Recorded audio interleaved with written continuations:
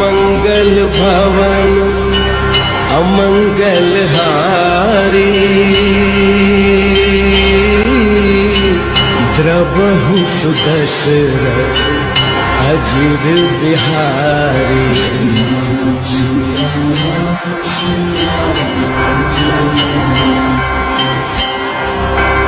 और होगी क्या कभी यहाँ पूछती यही ये बेड़ियां, देख तो कौन है ये भविष्यवाणी करने का साहस करता हूँ। अंधेरा छटेगा, सूरज निकलेगा, कमल खिलेगा।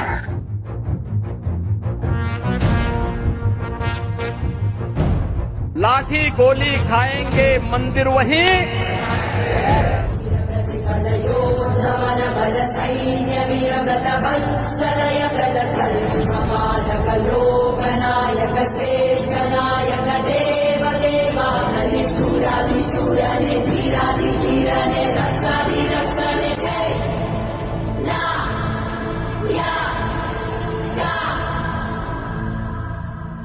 सदियों की प्रतीक्षा, करोड़ों लोगों का विश्वास और अनगिनत सनातनियों के बलिदान का फल।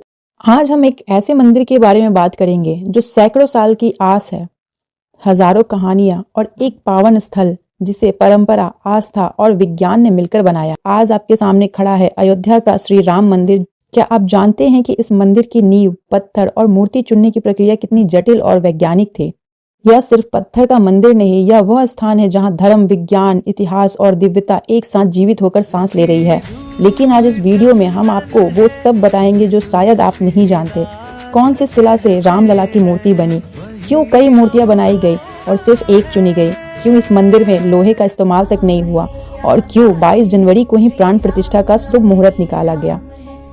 आज इस वीडियो में पूरा सच, पूरी कहानी जानेंगे, तो वीडियो के साथ जुड़े रहें। नमस्कार दोस्तों, मैं पल्लवी सिंह आपका फिर से स्वागत करती हूँ अपने YouTube channel youth family community में। आज हम अयोध्या के राम मंदिर के बारे में जानेंगे, कुछ ऐसी बातें, कुछ ऐसे चमत्कार जिन्हें आप शायद ही जानते होंगे। अयोध्या श्री राम जन्मभूमि मंदिर लगभग 2.7 एकड़ में फैला हुआ है। इसकी लंबाई 360 फीट, चौड़ाई 235 फीट और ऊंचाई 161 फीट तक पहुंची है। मंदिर में कुल 392 स्तंभ है। स्तंभों पर लगा हर नक्काशी किया हुआ आकृति रामायण की कथाओं को जीवंत कर देती है। मंदिर में 44 दरवाजे हैं जो शुद्ध तांबे और सोने की परतों से सुशोभित हैं। मंदिर के 5 महामंडप हैं: नृत्य मंडप, रंग मंडप, सभा मंडप, प्रार्थना मंडप और कीर्तन मंडप। ये सिर्फ वास्तुकला नहीं, ये एक आध्यात्मिक अनुभव है। सबसे महत्वपूर्ण बात, राम मंदिर लोहे के बिना बनाया गया है। ध्यान दीजिए, दुनिया में शायद ही कोई ऐसा विशाल मंदिर है जो बिना लोहे, बिना सीमेंट और बिना स्टील की भूमि के ऊपर खड़ा हुआ है। तो फिर इसे बनाया कैसे गया? बंसी पहाड़पुर का गुलाबी सैंडस्टोन, यह पत्थर राजस्थान से लाया गया। अत्यंत मजबूत, तापमान प्रतिरोधी और सदियों तक टिकने वाला। हर पत्थर को इंडिविजुअल स्ट्रेंथ टेस्ट से पास किया गया, यानी हर एक ब्लॉक की जांच, उसकी नमी प्रतिरोधक क्षमता, कंप्रेसिव स्ट्रेंथ और उसकी ड्यूरेबिलिटी साइंटिफिकली जांची गई। नींव में आरसीसी की 14 से 15 मीटर मोटी परत डाली गई और उसके ऊपर बिछाया गया 21 फीट का ग्रेनाइट। यह संरचना को भूकंप, नमी और जमीन की हलचल तीनों से सुरक्षा देता है।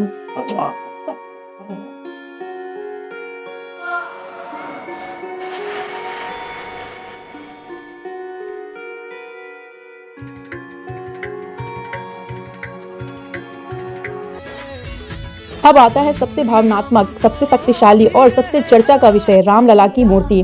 रामलला की प्रतिमा 51 इंच ऊंची 5 वर्ष के बालक के दिव्य स्वरूप में है। वे काले श्याम शिला से निर्मित है। इस मूर्ति का वजन 150 से 200 किलोग्राम के बीच है। मूर्ति को आकार दिया है मैसूर के शिल्पी अरुण योगीराज ने। क्या ये सिर्फ एक मूर्ति बनाई गई थी? नहीं, ट्रस्ट ने विभिन्न कलाकारों से कई मूर्तियां बनवाई, अलग अलग आकारों, अलग अलग शिलाओं और अलग अलग भाव के साथ।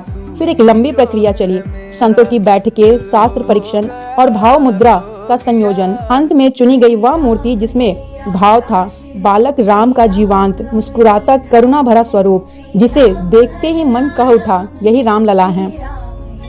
अब बारी आती है भूमि पूजन और प्राण प्रतिष्ठा की। भूमि पूजन हुआ 5 अगस्त 2020 को। इस दिन अयोध्या ने वह पल देखा जिसका इंतजार सदियों से था, लेकिन मंदिर का जीवन, उसकी आत्मा आई 22 जनवरी 2024 को। इस दिन हुई प्राण प्रतिष्ठा। प्राण प्रतिष्ठा का अर्थ है देवता की दिव्य चेतना का मूर्ति में आवाहन। 22 जनवरी की तिथि, नक्षत्र, ग्रह स्थिति, योग सब मिलकर एक ऐसे संयोग में बने जिसे शास्त्र में अत्यंत शुभ और दिव्य माना जाता है। उस दिन हजारों पंडित पूरे भारत से, नक्षत्र विधि से निपुण आचार्य, सैकड़ों संत और लाखों श्रद्धालु सब इस दिव्य घटना का हिस्सा बने। मंदिर परिषद में सिर्फ गर्भगृह नहीं है, यह एक पूरा दिव्य क्षेत्र है।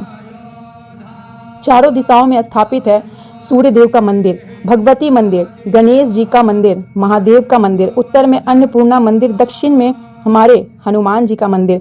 मंदिर का डिजाइन ऐसा है कि वर्ष के कुछ विशिष्ट दिनों में सूर्य की किरणें सीधे गर्भगृह में प्रवेश कर रामलला की मस्तक पर पड़ती है। यह भारत की खगोल शास्त्रीय कला, वास्तु कला का अत्यंत संयोजन है। मंदिर की नींव में कोई स्टील नहीं है, आरसीसी प्लस ग्रेनाइट का अनोखा मिश्रण है। पानी रुकने या नमी बढ़ने का कोई चांस ही नहीं है। हर पत्थर वाइब्रेशन टेस्ट से पास होकर भूकंप और जल प्रतिरोधी डिजाइन है, जो 1000 साल तक टिकने का अनुमान है। यह मंदिर सिर्फ धार्मिक नहीं, यह इंजीनियर का चमत्कार भी है। अब हमने जाना मंदिर की हरियाली, उसकी मूर्ति, पत्थर सब अपने आप में पूर्ण थे, पर मंदिर को वो पहचान, वो समापन मिला 25 नवंबर 2025 को। शुभ मुहूर्त में ध्वजारोहण समारोह के पश्चात मंदिर के मुख्य शिखर पे धर्म ध्वज फहराया गया। यह पवित्र ध्वज धर्म का, संस्कारों का, हमारी संस्कृति का प्रतीक है। धर्म ध्वज भगवा रंग का है, जो त्याग, भक्ति, सूर्य की ऊर्जा तथा हिंदू संस्कृति का प्रतीक है। ध्वजा का आकार लगभग 22/11 फीट है।